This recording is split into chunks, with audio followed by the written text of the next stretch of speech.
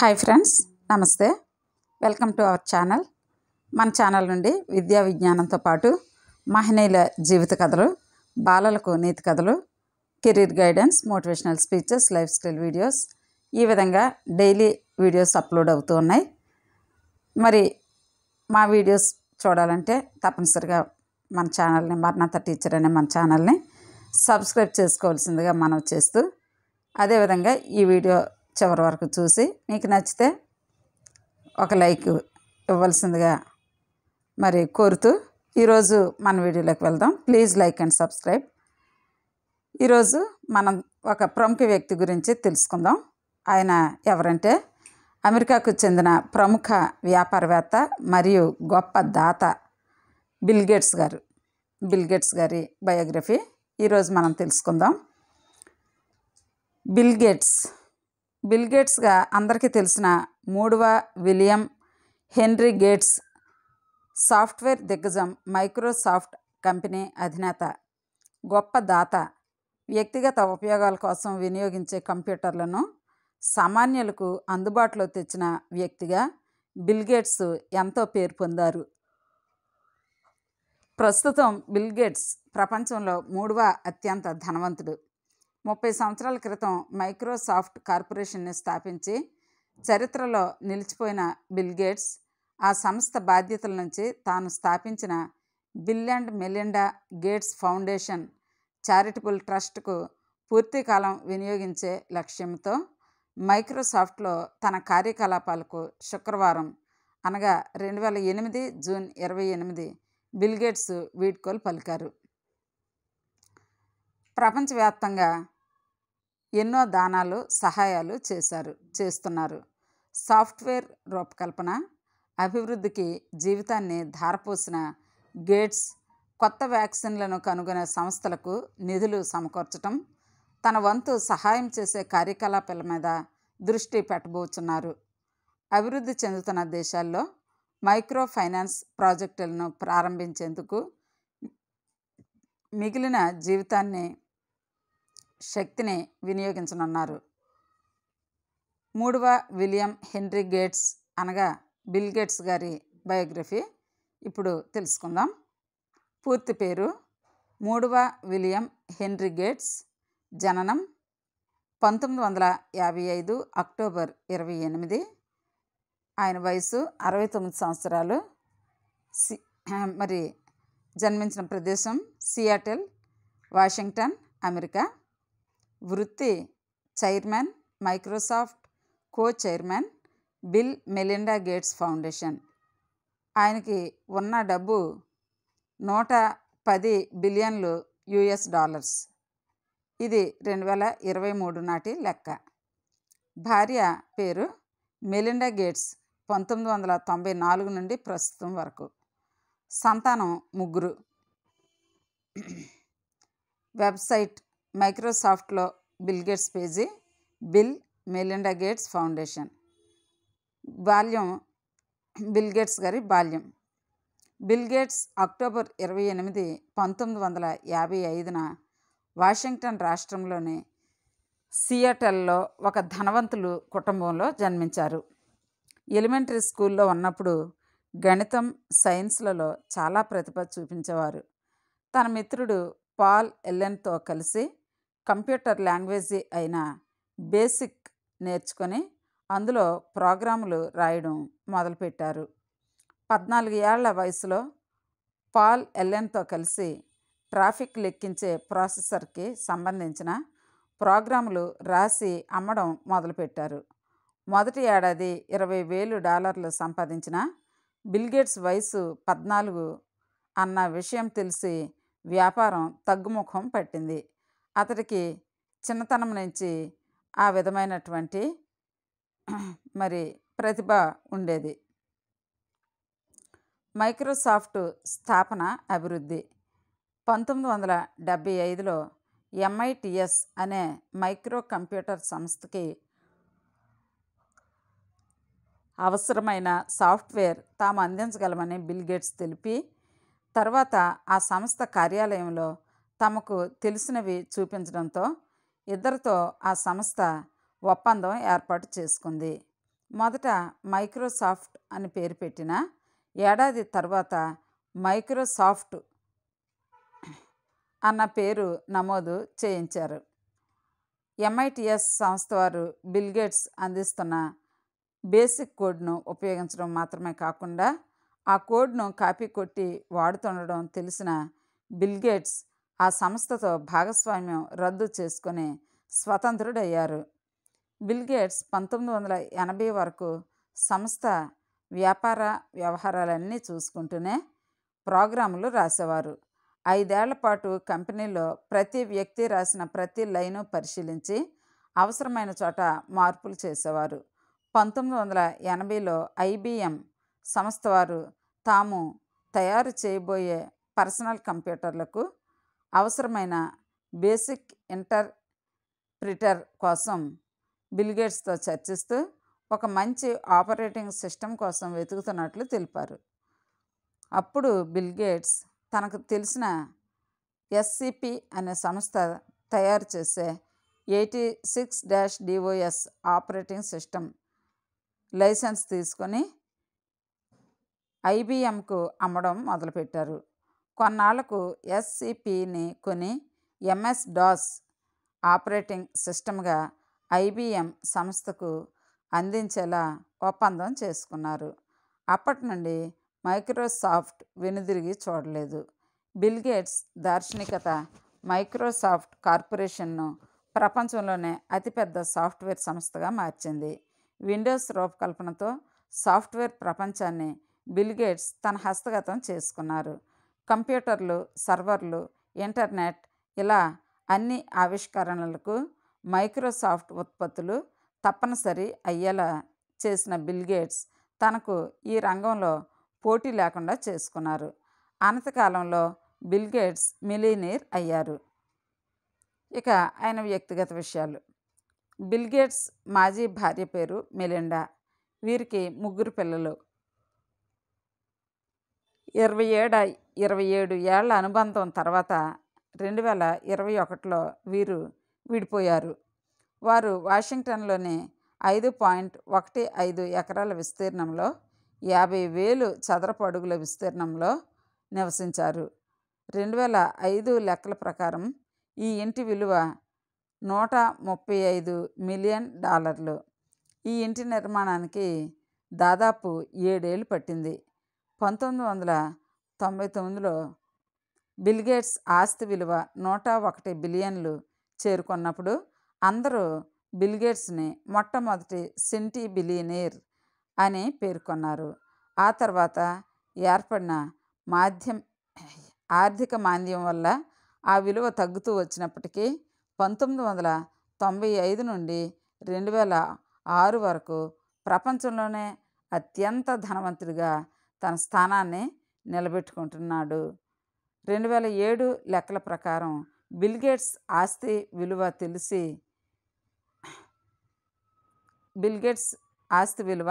$58 billion. దాన ధర్మాలు.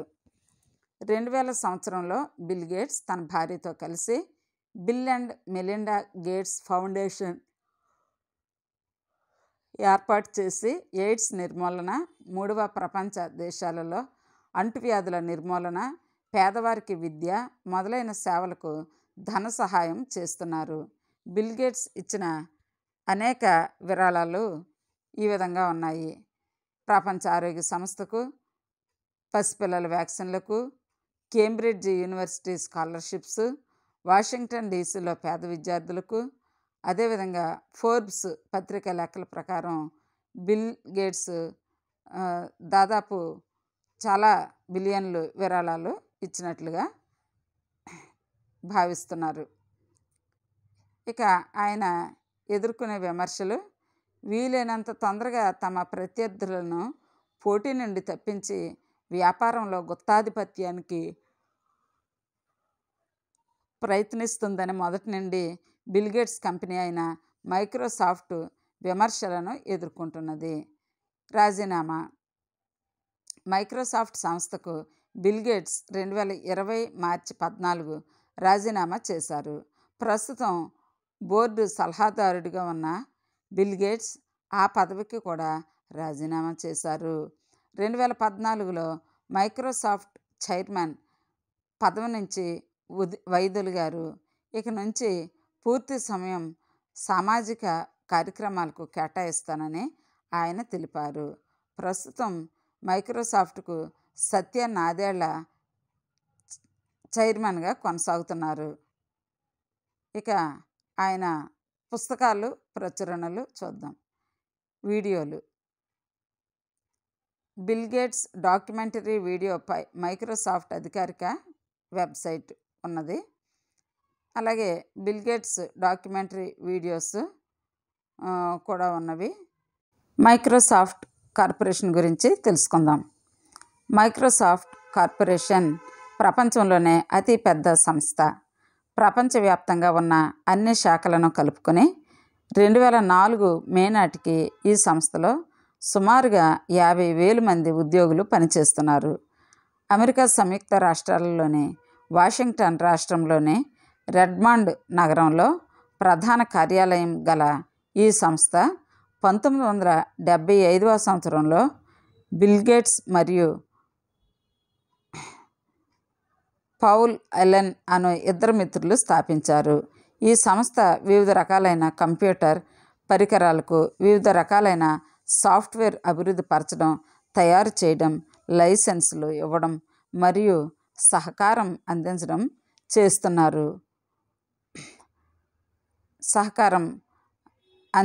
చేస్తుంది. మైక్రోసాఫ్ట్ విండోస్ ఆపరేటింగ్ సిస్టమ్ మరియు మైక్రోసాఫ్ట్ ఆఫీస్ అత్యంత ప్రముఖమైన ప్రజాదరణ పొందిన సాఫ్ట్వేర్ ఉత్పత్తులు. ఈ రెండు సాఫ్ట్వేర్లు సుమారుగా డెస్క్టాప్ కంప్యూటర్లో అటో ఇటో పూర్తి వాటాన్ని కలిగి ఉన్నవి. మరి మైక్రోసాఫ్ట్ కంపెనీ తరహా పబ్లిక్ స్థాపన అల్బాకర్క్యూ, న్యూ మెక్సికో రాష్ట్రం, అమెరికా సంయుక్త రాష్ట్రాలు 1975. ప్రధాన కేంద్రం రెడ్మండ్, వాషింగ్టన్ రాష్ట్రము, అమెరికా సంయుక్త రాష్ట్రాలు. కీలక వ్యక్తులు: chairman Satya Nadella, CEO Satya Nadella, president Brad Smith, technical advisor Bill Gates. పరిశ్రమ: కంప్యూటర్ సాఫ్ట్వేర్, వీడియో గేమ్స్. ఉత్పత్తులు: Microsoft Office, Microsoft Windows, Xbox, MSN. Revenue $36.8 billion. ఇది 2004 నాటికి. ఇక ఉద్యోగులు 57,000. ప్రస్తుతం 57,000. 2004లో ఇది సంఖ్య. నినాదము your potential our passion. Your potential our passion. మరి ఈ విధంగా అయిన ఎన్నో చక్కని కార్యక్రమాలు చేశారు. ప్రస్తుత వ్యాపార కార్యకలాపాలు చూద్దాం. వీరి తర్వాత విండోస్ ఆపరేటింగ్ సిస్టమ్ అయిన విండోస్ విస్టా 2006లో విడుదల చేశారు. ఇందులోని కొన్ని విషయములు డివైజ్లకు మరింత గొప్ప సహకారము. ఉదాహరణకు మీడియా ప్లేయర్లు, ఎయిరో అని పిలువబడు మరింత గొప్ప యూజర్ ఇంటర్ఫేసు, మైట్రో అని పిలువబడు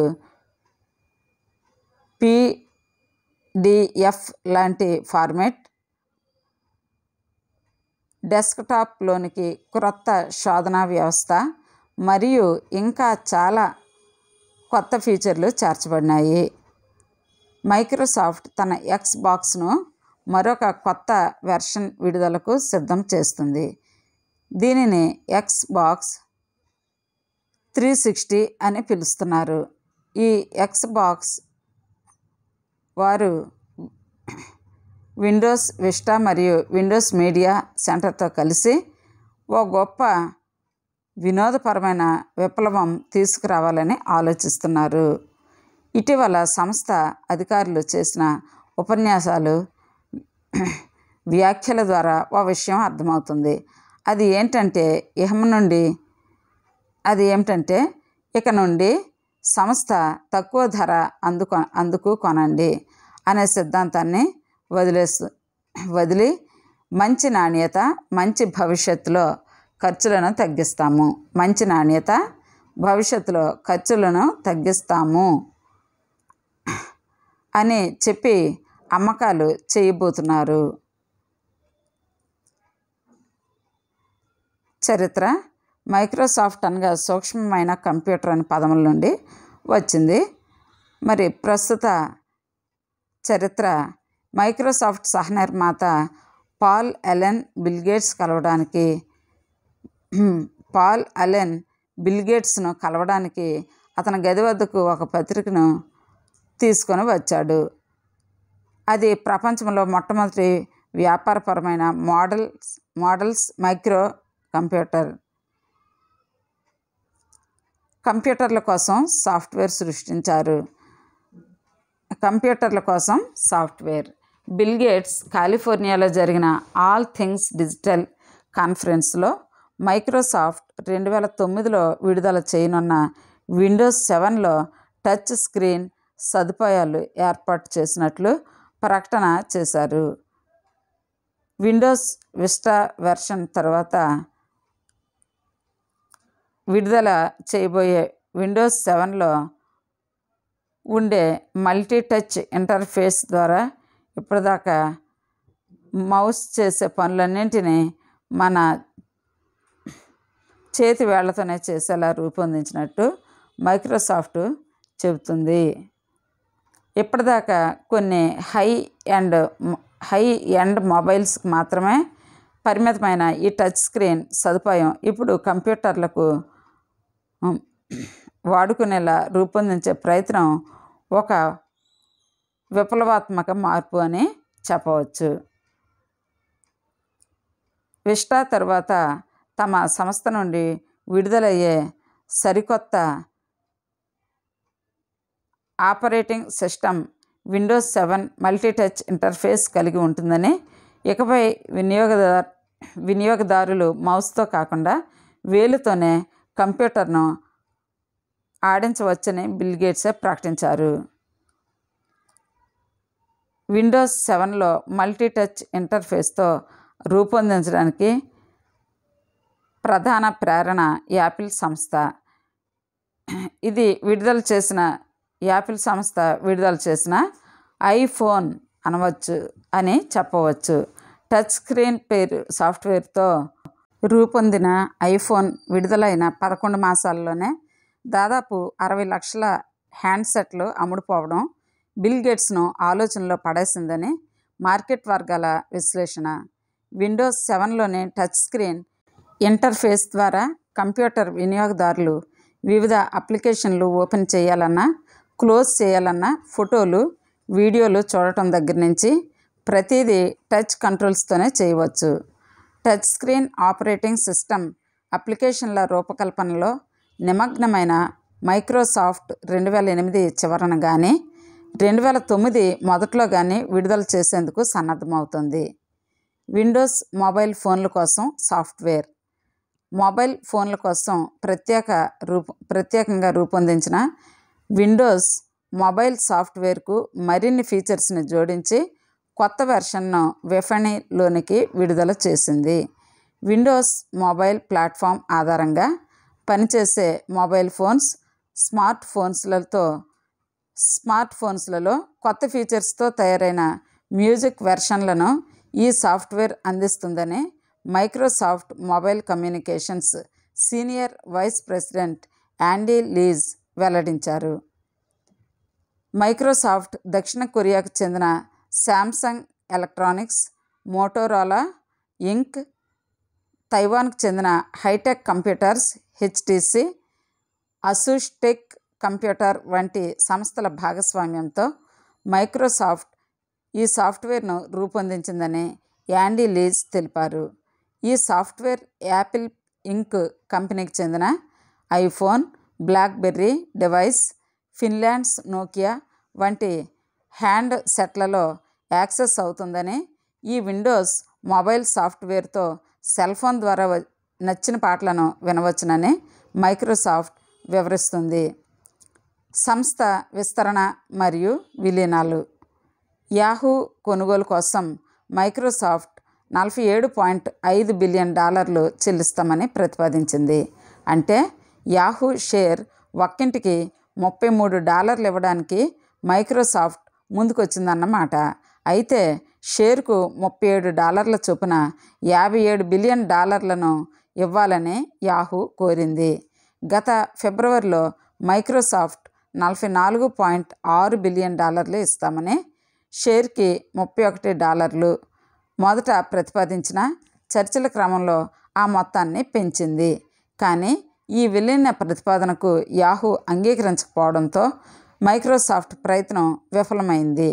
కొనుగోలు చేయాలని గత 3 నెలలుగా చేస్తూ వస్తున్న ప్రయత్నాలకు సాఫ్ట్వేర్ దిగ్గజం మైక్రోసాఫ్ట్ స్వస్తి చెప్పింది. డియర్ ఫ్రెండ్స్, మరి ప్రముఖ వ్యాపారవేత్త మైక్రోసాఫ్ట్ అధినేత బిల్ గేట్స్ గారి బయోగ్రఫీ విన్నారు కదా. ఇదే విధంగా అనేక మంది ప్రముఖ వ్యక్తుల బయోగ్రఫీస్ లేదా జీవిత చరిత్రలు వినాలంటే తప్పనిసరిగా మన ఛానల్ని అయితే సబ్స్క్రైబ్ చేసుకోండి. అదేవిధంగా ఈ వీడియో మీకు నచ్చితే ఒక లైక్ చేయవలసిందిగా కోరుతూ ఇంతటితో ఈ వీడియో ముగిస్తున్నాను. Thank you for watching. Please like and subscribe. Thank you.